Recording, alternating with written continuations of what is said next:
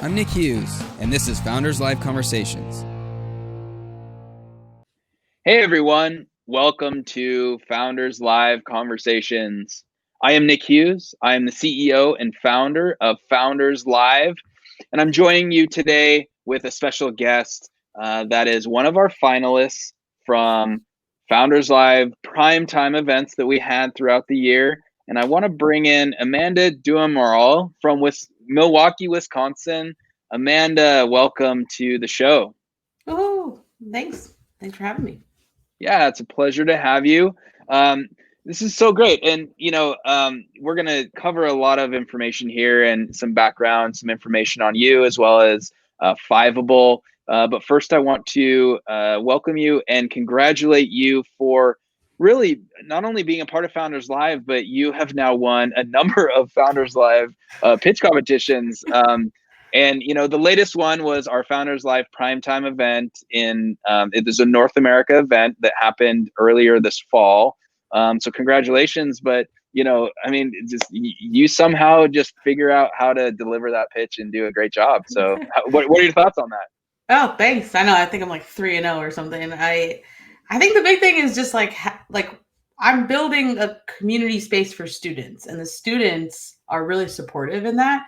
And so when it comes to, pitching it, I get really excited and passionate about it, but also like in an audience choice event, like we just have a lot of like brand evangelists kind of that get really excited about voting for us.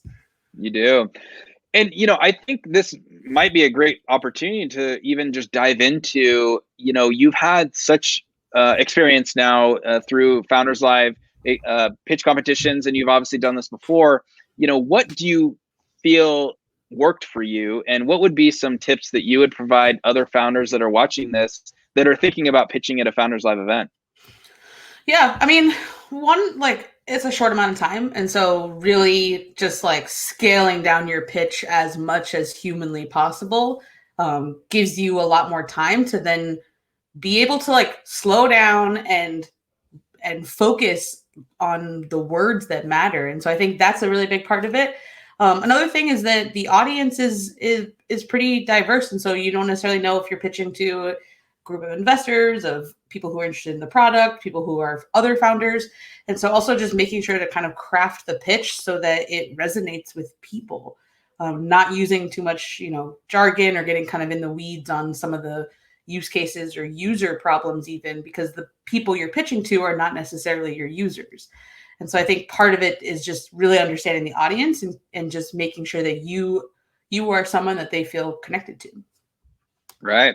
Exactly. And, let's even call that relatability. And what I like to say is humanize the message. And, you have let's just say it's a more relatable and even, as a consumer kind of facing experience that makes sense to a lot of people.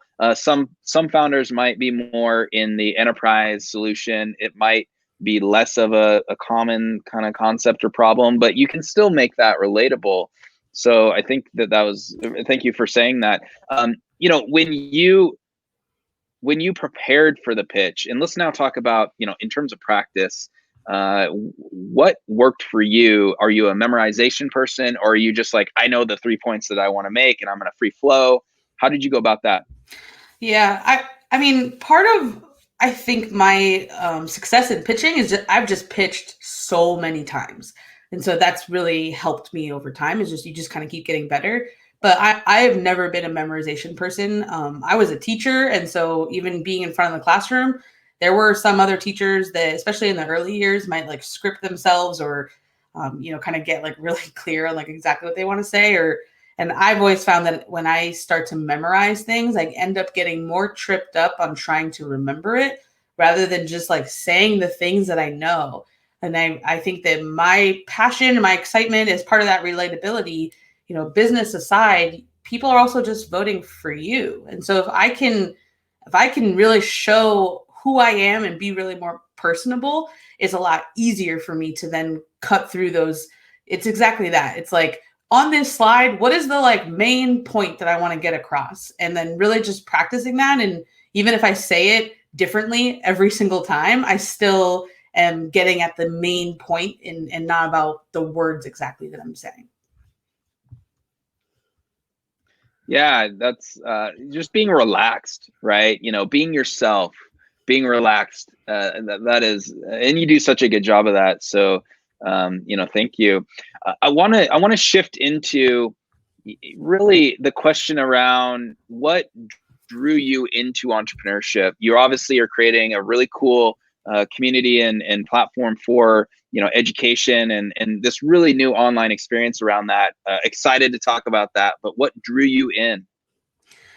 For me, it was really just like I had left the classroom and some of my former students were reaching out to me with needs. They were like, Ms. D, you got to help us. We're all about to fail this upcoming APUS history exam. Our teacher is not teaching us. That was the phrase that they used. And I knew the man that they were talking about. And let's just say he was not as innovative as I was. And so as they were reaching out to me for help, I just started helping them. And then wondered like, well, if my students need this, I bet other kids would want to be in on this live stream that I'm going to do.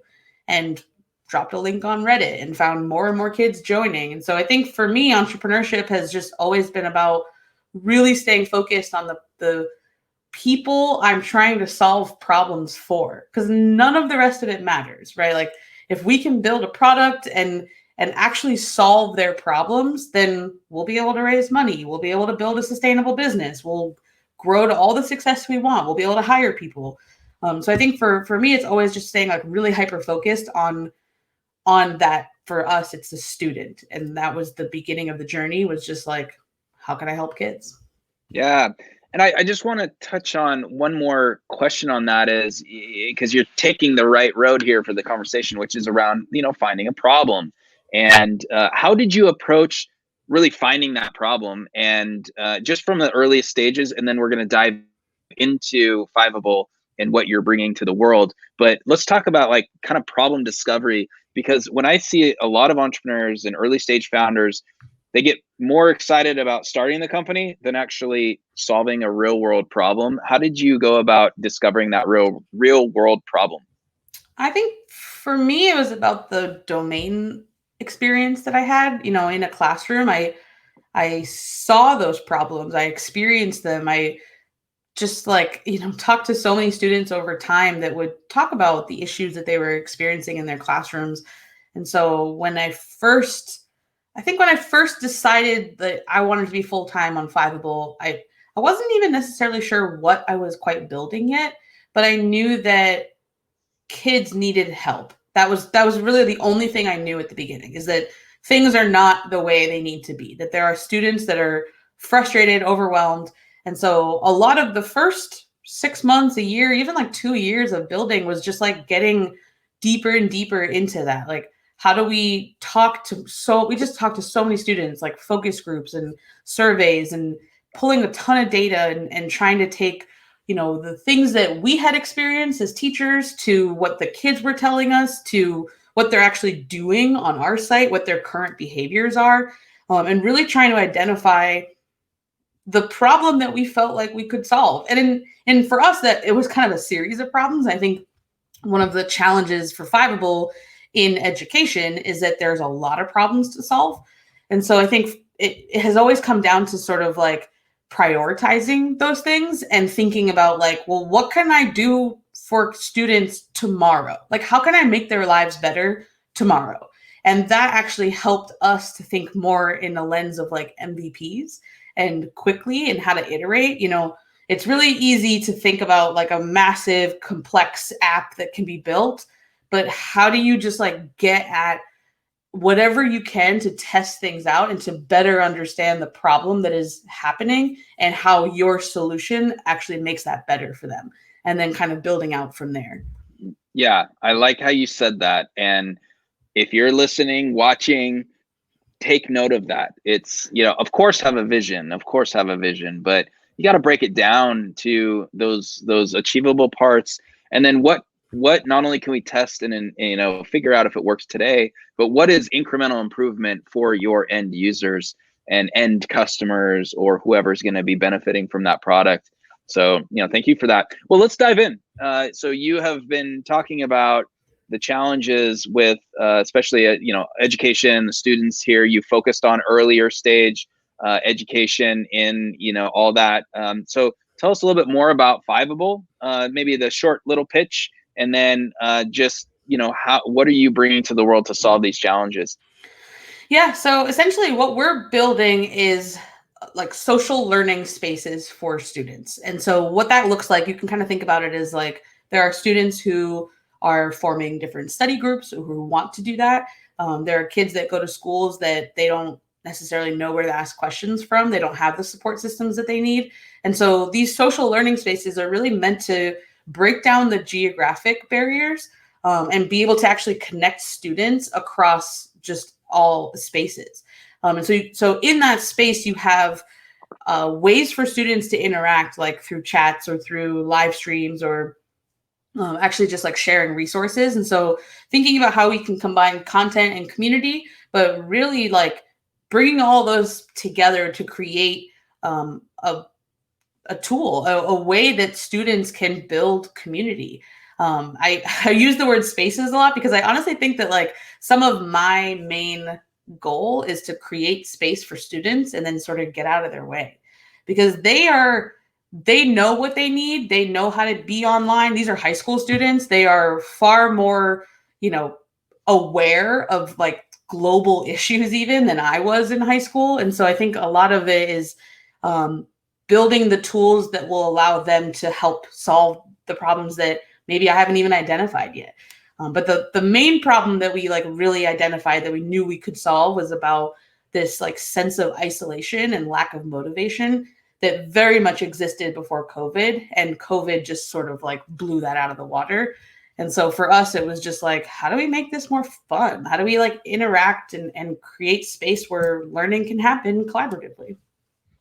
So walk us through that experience if a student was going to engage on the platform and really dive into Fiveable. What would they discover? Yeah, so I mean, right now it's a lot of different resources, a lot of different study guides and videos, and even like live trivia games where we can like set a game and a lot of students will play at once. And then we also host a number of other types of live events like lectures, office hours, like AMAs where a teacher might just be there and say, hey, I'm here for the next hour, come ask me anything. So a lot of what we have is really about right now, we are doing the engaging, like we're actually creating the spark that's bringing kids together, and then ultimately giving the kids and the teachers the tools to then do that on their own, whether it's within their own classes or with other students from anywhere else in the world. Well, that's great. You mentioned COVID and obviously pandemic, and we're filming this in kind of mid-November. If you're in the United States, you're definitely seeing things rise, and it's getting worse. What did you see? What was the impact of COVID, not only on Fiveable, but even in general with learning, and especially everything going online? So back in the spring, it was pretty massive. We had a kind of an interesting spring semester for us because we had actually changed our business model and taken down a paywall and really like shifted the way we were giving kids access to things. And we had launched that in like mid-February with no real sense of what was coming, what was about to happen. And we were like, we're going to be the only free edtech platform in this spring, and it's going to be wildly successful. And then, of course, like everything collapsed around us. But those decisions ultimately paid off too, because we had kind of also built up a massive like SEO engine where we were creating a lot of content and ranking that on Google. And that as soon as COVID hit, it felt like it kind of turned the machine on. And so we went from 50,000 users on our site in January to 840,000 in May, right in the middle of schools closing and all these different pieces and AP exams being online for the first time. So there was a lot of confusion, a lot of frustration from students, from teachers, with what was happening and how they didn't really feel prepared for their tests. And so that all led to just like a massive amount of engagement. And then because of that, it felt like we were actually able to just accelerate our roadmaps, and we learned a lot more like really fast because of so many students that were now in our universe. And so we then were able to spend the summer digging into a lot more of that. Like, what did they actually do on the site? Like talking to kids and thinking about what their fears were, what their frustrations were. And that's where we were able to better pinpoint. It's not a lack of resources. It's not about content that they really focus on. It's much more on the social emotional learning. It's the community. And it's like this just feeling of just like, I don't even want to try because now I'm gonna have to teach myself all these different things. And we knew that existed before because we, one, could point to our own data that supported those new learnings. And two, students were also very much able to say, like, this is not a new feeling. It's just that now I'm by myself. And so it's more like present. I'm thinking about it more. And so that really just kind of shifted how we then went about things and accelerated our timeline. Like, we were able to raise a seed round over the summer, like completely on Zoom. And that wasn't even necessarily our plan in the timeline. That could have happened further out. But being able to do that faster and needing to do that faster was also just like coming out of COVID, so sort of the impact. Yeah. And, I want to go back to the, just the impact of the social, the isolation. Every time I hear your pitch, I come back to, okay, clearly COVID has had a time frame and an impact on Fiveable, but there was issues before this, and not to like simplify things, but it's like learning, whether that's on a location in a classroom physically or online now, still requires a unique aspect of community, and that community is not just the other student peers that are in your room physically. Mm-hmm. We're seeing community when people are on, like youth are online gaming and they're building community via gaming. We see community in social media, obviously. So what you're doing is you're bringing this really interesting aspect of community to learning and inspired learning. So talk to us a little bit more about that. Yeah. So I think when we first started hitting on this, I was thinking about my own experience as a student, and I only took one AP class. And so if you had told me then that I would be like, running this AP focused business right now, I would have been like, that's crazy. But I remember studying for that one AP psych exam, and I was literally in my bedroom, the week before the test, trying to read this prep book and totally by myself. I mean, this was in 2007. And so it was sort of just like, didn't really even have all the social networks that we have now, and didn't really know where I was going to ask for help. It was last minute. I didn't want to tell my teacher that I hadn't really studied until then. And I think about that. And I think about like, if I could have just like logged in and joined a last minute study group, I would have benefited from that a lot, because in college, the ways that I personally like to study the most was actually just like sitting around a group of people. I studied, social studies education, so very much in the humanities, but talking through the concepts that we needed to know is the way that I learned the best in college. And then I was thinking about my own students. My students in the school that I taught at, these are 9th and 10th graders, they started to produce the highest outcomes when I shifted to project-based learning. I mean, there were no rows in my classroom. I didn't ever lecture. It was like, you're in a group. I'm going to give you some sort of project. We're going to spend a week or 2 weeks or a whole month on this project, and you're going to figure out a lot of things together. And even the kids themselves found that they would learn things and remember them a lot easier in that process. And so all of those things for me laid into this, like, it was just more proof of like me as a student, me as a teacher, and then also taking all those experiences and talking to more students and finding that learning is done best collaboratively, right? Like actually being able to talk about things and learn about other ways that people see it or ways that they're remembering it. Or like people have ways of like remembering this concept versus this one, and being able to actually like tune into that for me, it feels like the missing factor that is just not available right now. And that's what we want to build. That's where we've really focused.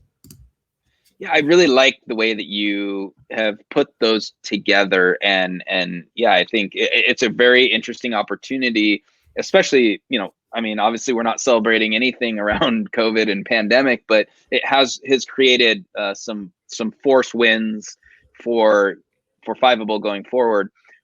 Walk us through what you're seeing, what you think the future of this looks like. Let's go out 3 to 5 years. You obviously are, as you build that community, and then look, at some point, there will be a return to some sort of normal, whatever that looks like in terms of, earlier education and schooling. How does Fiveable fit in that world? Yeah. So when we first started building Fiveable, it was always meant to be this after school space, right? Where it was like, we kind of felt like the teachers that were streaming were like the Robin to the, classroom teachers Batman. And so we always felt like this, kids are at school from, 8 a.m. to 3 p.m. or whatever.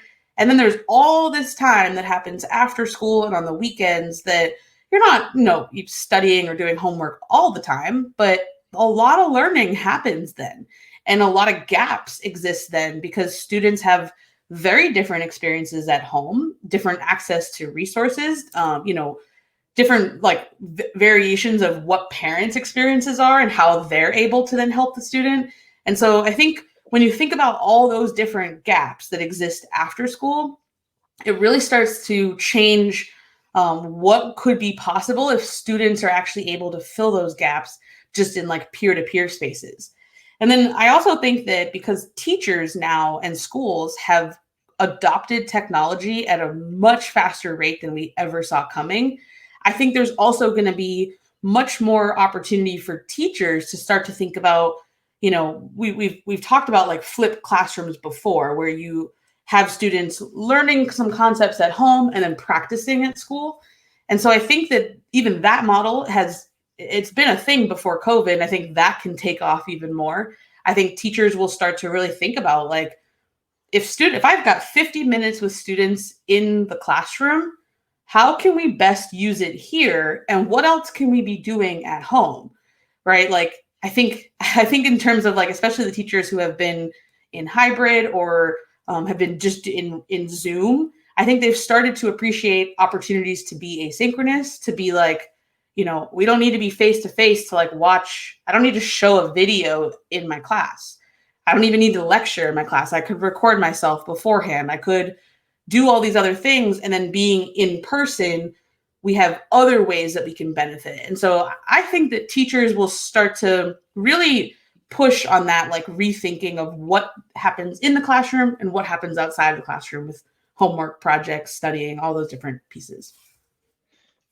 I love that vision, and it really does feel like you're on the cusp of bringing that together. And the future of education, look, it's not necessarily my exact industry, but I can see that there's going to be a mesh and a hybrid, and technologies and platforms and communities such as yours are really going to augment the in-person experience. And what you mentioned was, let's be intelligent on the dynamics that when the dynamics we're in and what we've created, like use our time most efficiently. And right. If we're in person, let's have that energetic kind of connection as a human and humans as a group. And then, if it's just delivering any lecture, well, watch this video on your own time. Yeah. And I think that's really interesting. So this is so cool. I'm so excited. Fiveable.me. Definitely everyone check that out. Before we close up here, Amanda, I would like you to just share a little bit of founder advice. And let's go back to your earlier self a few years ago when you were just getting going. Clearly, this is a newer path in the sense that you were in more education previously. And just talk about, let's go with 2 things that you've learned that seem to be on the top of your head that you would either tell your earlier self or a founder watching that they're really just getting started on their path. Yeah. I think that I usually kind of gravitate to a couple of different pieces of advice, but the biggest thing I think is that, especially for women and people of color, I think that we often create very, very high bars for ourselves. And we do that because society creates that for us too, right? Like it happens all the time in pitches where I know that this person would wrote a check for something that had way less traction, way less, just progress. And so I start to create these lines for myself of like, well, I'll start letting people know how I'm doing once I've gotten this partnership or once we've shipped this feature. You just start creating these like completely made up milestones. And I think that is actually like, it's pretty harmful. And I think that we have to start to think of things differently, because it's not about reaching that milestone in which you should be open about things and that it's worth building. Like the entire journey is part of it. And there are investors at all stages. There are people who join companies at all stages. And so, a lot of that mindset exists because we're trying to protect ourselves. And I totally get that.